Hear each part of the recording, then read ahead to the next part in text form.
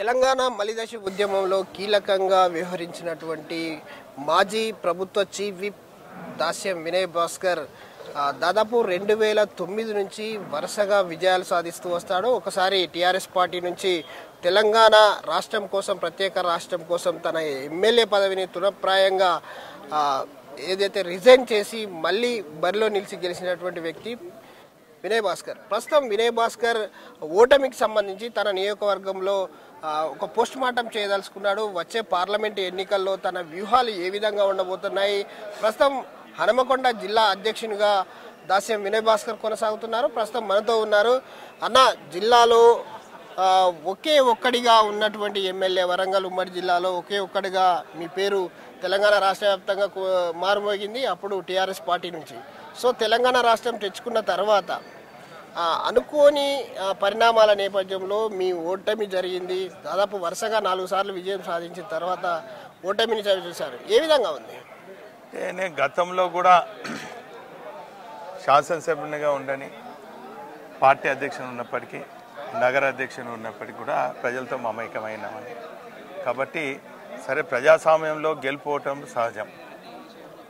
ఈరోజు తెలంగాణ సాధించిన పార్టీగా, తెలంగాణను దేశంలోనే అగ్రభాగాన్ని నిలిపించినటువంటి పార్టీగా దాని వ్యవస్థాపక అధ్యక్షులు కేసీఆర్ గారు తెలంగాణ సాధించడమే కాకుండా సాధించినటువంటి తెలంగాణను అంబేద్కర్ గారి ఆశయ సాధన కోసం అనేక సంక్షేమ పథకాలు ఏర్పాటు చేయడం జరిగింది. అయినప్పటికీ కూడా కేవలం 1.8% ఓటమి చేయడం జరిగింది. అయినప్పటికీ కూడా ప్రజల మధ్యలో ఉంటాం, ప్రజా సంక్షేమ పథకాల కోసం ప్రజల పక్షాన పోరాడతాం. కాంగ్రెస్ ఇచ్చినటువంటి హామీలు మరి అమలయ్యే వరకు కూడా ప్రజల పక్షాన ఉండి మేము పోరాడతామని సందర్భంగా తెలియజేస్తాం. అంటే ఎట్లా అన్న, మీ పరిధిలో మీ పశ్చిమ నియోజకవర్గం నుంచి దాదాపు మాజీ కార్పొరేటర్లు కావచ్చు, ప్రజెంట్ వర్కింగ్లో ఉన్నటువంటి కార్పొరేటర్లు మారే విషయం పైన మీరు ఏ విధంగా చూస్తారు? పార్టీ మారేశారు అంటే వాస్తవంగా చెప్పానంటే ఇది అవకాశవాద రాజకీయాలు.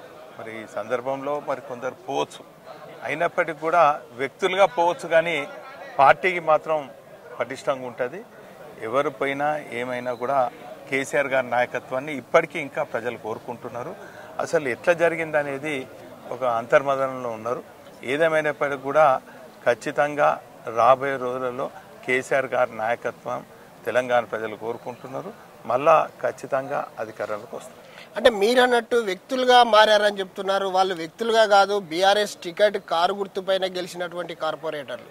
వాళ్ళకి ఏదైతే గులాబీ కండో కప్పుకొని గులాబీ ప్రచారంలో ఉండి వాళ్ళు గెలిచిన వాళ్ళు, మీరు అన్నట్టు వ్యక్తిగతంగా పోయిన వ్యక్తులు గారు. నిజంగా కూడా బీఆర్ఎస్ గుర్తు మీద గెలిచిన కార్పొరేటర్లు పోవడం ఏ విధంగా అనిపిస్తుంది మీకు? నేను చెప్తున్నా కదండి, సరే వాళ్ళు వ్యక్తులుగా పోవచ్చు, కానీ పార్టీ మాత్రం సంస్కాతంగా గట్టిగా ఉన్నది. ఖచ్చితంగా పార్టీ శ్రేణులను మరి దశ నిర్దేశిస్తాం. మరి ఈ నెల 10వ తారీఖున మా తెలంగాణ భవన్లో బీఆర్ఎస్ పార్టీ వ్యవస్థాపక వర్కింగ్ ప్రెసిడెంట్ పెద్దలు కేటీ రామారావు గారి సమక్షంలో మరి మాకు కొన్ని కార్యక్రమాలు ఇవ్వబోతున్నారు. రాబోయే పార్లమెంట్ ఎన్నికల్లో చేపట్టవలసినటువంటి వ్యూహాల గురించి వారు చర్చిస్తారు. అందుకే ప్రిపరేటివ్ మీటింగ్, అంటే మేము ప్రతిసారి కూడా, అంటే ఇప్పుడు కొత్త కాదు మాకు, ప్రతి నెల కూడా మేము మా కాన్స్టిట్యున్సీలు ఉన్నటువంటి మా డివిజన్ ప్రెసిడెంట్స్, కార్పొరేటర్స్, ఇతర ప్రముఖులతో మేము ప్రతిసారి పెట్టుకుంటాం. అదేవిధంగా ఈసారి కూడా పెట్టుకొని మరి రాబోయే పార్లమెంట్ ఎన్నికలు కానీ 10వ తారీఖు జరగబోయే సమావేశం గురించి మేము చర్చించాం. అంటే వ్యక్తులుగా పోయారంటున్నారు, వ్యక్తిగతంగా పోయారా? వాళ్ళకు ఉన్నటువంటి కేసులు కావచ్చు, వ్యాపార లావాదేవీలు కావచ్చు, వీటన్నిటిని బేరీజ్ వేసుకొని ఏదైతే ప్రభుత్వం ఉన్నది వాళ్ళ సొంత ఆస్తులు కాపాడుకోవడానికి పోయారా? ఏ విధంగా చూడొచ్చు? అది ప్రజలే నిర్ణయిస్తారు.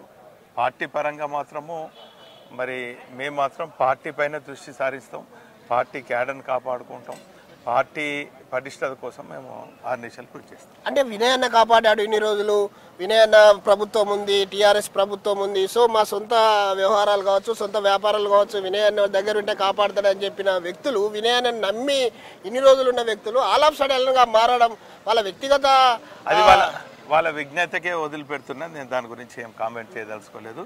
ఏదేమైనప్పటికీ కూడా పార్టీని సంస్థాగతంగా నిర్మాణం చేసే బాధ్యతగా ఒక జిల్లా అధ్యక్షునిగా గౌరవ కేసీఆర్ కేటీఆర్ గారి ఆదేశం మేరకు నేను పునర్నిర్ణయించుకుంటాం. ఖచ్చితంగా రాబోయే రోజులలో పార్లమెంట్ ఎన్నికల్లో ఈ నియోజకవర్గం నుంచి లీడ్ వచ్చేటట్టు దాదాపుగా 120కి పైగా మీరు సభలు సమావేశాలు కుల సంఘాలతో కావచ్చు, వ్యాపారవేత్తలతో కావచ్చు, ఉద్యోగ సంఘాలతో కావచ్చు, దాదాపు 120కి పైగా మీరు మీటింగ్లు ఏర్పాటు చేశారు. నిజంగా కూడా ఇంత పెద్ద ఏర్పాటు చేసిన మీరు దాదాపు 15,000 మెజార్టీతో ఓడిపోయారు. ఏ విధంగా అనిపిస్తుంది మీకు?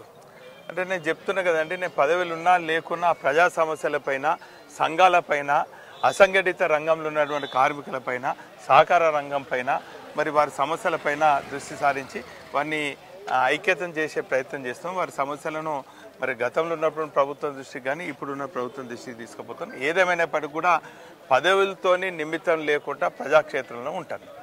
వరంగల్ పార్లమెంట్ ఎన్నికలు వస్తున్నాయి మరో 3 నెలల్లో. హన్మకొండ జిల్లా అధ్యక్షునిగా మీరు కొనసాగుతున్నారు. బీఆర్ఎస్ పార్టీకి సంబంధించి చాలా మంది టికెట్ ఆశావులు ఎక్కువైపోయారు. పార్లమెంట్ ఎన్నికల్లో మీరు ఒక జిల్లా అధ్యక్షునిగా మీ వ్యవహారం, మీ ఏదైతే వ్యూహాలు ఏ విధంగా ఉండబోతున్నాయి? అంటే వ్యక్తిగతంగా నా నిర్ణయం అనేది ఏముండదు. పార్టీ అధిష్టానం మేరకు ఇప్పుడు అన్ని పార్లమెంట్ సెగ్మెంట్లో ఉన్నటువంటి అన్ని కాన్స్టిట్యున్సీలో రివ్యూ మీటింగ్ నడుస్తున్నాయి. మరి 10వ తారీఖున మా రివ్యూ మీటింగ్ ఉంది. పార్టీ అధ్యక్షులు కానీ, పార్టీ వర్కింగ్ ప్రెసిడెంట్ గారు కానీ, పార్టీలో ఉన్నటువంటి అనేక మంది ప్రముఖులు కానీ, శాసనసభ్యులు కానీ, మరి మాజీ శాసనసభ్యులు కానీ, ఇన్ఛార్జీలు కానీ, జిల్లా అధ్యక్షులు కానీ, కార్యవర్గ సభ్యులతోనే అందరం కూడా సమిష్టి నిర్ణయం తీసుకొని ఒక ఏకాభిప్రాయం కోసం ఏదేమైనప్పుడు కూడా ప్రజాక్షేత్రంలో ఉంటాం, ప్రజా సమస్యలపైన పోరాడతాం, ప్రజల పక్షాన్ని నిలుస్తాం. అంటే ఈ రోజు పెట్టిన మీటింగ్ మీ ఓటమికి సంబంధించి పోస్ట్ మార్టం చేయడానికా, లేకపోతే పార్లమెంటు ఎన్నికల్లో ఏ విధంగా వ్యూహాలు పన్నాలనే, గెలుపు కోసం ఎలాంటి వ్యూహాలు రచించాలనే మీటింగ్ ఇది? ఈరోజు జరిగే సమావేశం నూతన సంవత్సరంలో జరుగుతున్నటువంటి తొలి వారంలో, అంటే మేము గతంలో కూడా మీరు చూడండి, నేను నగర అధ్యక్షుని ఉన్నప్పటి నుంచి కూడా ప్రతి నెల మా ఆనాటి టీఆర్ఎస్ శ్రేణులు కానీ ఇప్పుడున్న బీఆర్ఎస్ శ్రేణులతోని డివిజన్ల వారీగా ప్రతి నెల కూడా మేము సమీక్షా సమావేశం నిర్వహించుకుంటాం. అందులో భాగంగానే కొత్త ఏం కాదు, నెలవారీ సమావేశంలో ఈరోజు 5వ తారీఖు నుంచి 10వ తారీఖు ప్రతి నెల కూడా మేము నిర్వహించుకున్నాం. అందులో భాగంగానే ఈ సమావేశం. ఇదే కాకుండా 10వ తారీఖున కేటీఆర్ గారి సమక్షంలో జరుగుతున్నటువంటి సమావేశాన్ని కూడా మరి ప్రణాళిక రూపొందించుకున్నాం. మీకున్న అనుభవం ప్రకారం, రాజకీయ అనుభవం ప్రకారం వచ్చే పార్లమెంట్ ఎన్నికల్లో దాదాపు తెలంగాణలో ఉన్నటువంటి 17 స్థానాల్లో ఎన్ని స్థానాలు గెలుచుకోబోతారు? దానికోసమే ఒక ప్రణాళిక సిద్ధం చేసుకుంటున్నారు. కేసీఆర్ గారి ఆదేశం మేరకు మా వర్కింగ్ ప్రెసిడెంట్, మా శాసనసభ్యులు, ముఖ్యులు అందరం కూడా ఒక ప్రణాళిక సిద్ధం చేసుకుంటాం. అత్యధిక స్థానాలు కైవసం చేసుకోవాలని ప్రయత్నం చేస్తాం. అంటే ఎక్స్పెక్టెడ్గా ఏం చెప్పలేరా? పార్టీలో చర్చించిన తర్వాత చెప్పగలుగుతాం. చూడొచ్చు, ఏదైతే పార్లమెంటు ఎన్నికలకు సంబంధించి ఒక ప్రణాళిక పరంగా ముందుకెళ్తున్నామో, తనకు ఓటమికి సంబంధించి దాదాపు ఏదైతే ఒక పోస్ట్ మార్టం అయితే నిర్వహిస్తున్నాము. ప్రతి నెల 5 నుంచి 10వ తారీఖు మధ్యలో బీఆర్ఎస్ పార్టీ కార్యాలయంలో ఒక మీటింగ్ ఏర్పాటు చేసుకోబోతున్నాం. కార్యకర్తలను కాపాడుకునే దిశగా తన ప్రయాణం ఉండబోతుంది. పార్టీలు మారినటువంటి కార్పొరేటర్ల విషయంలో వ్యక్తిగత అభిప్రాయాలు, వాళ్ళ అభిప్రాయాల మేరకే వదిలేస్తున్నాను. వాళ్ళు ఏ విధంగా పార్టీలో చేరారు, ఏ విధంగా పార్టీ మారారనే విషయం వాళ్ళకే వదిలేస్తున్నానని చెప్పేసి అయితే మాజీ ప్రభుత్వ చీఫ్ విప్ వినయ్ భాస్కర్ చెప్తా ఉన్నారు. ఇది ఇక్కడ పరిస్థితి. కెమెరామెన్ రాజుతో విజయసాగర్, RTV న్యూస్, వరంగల్.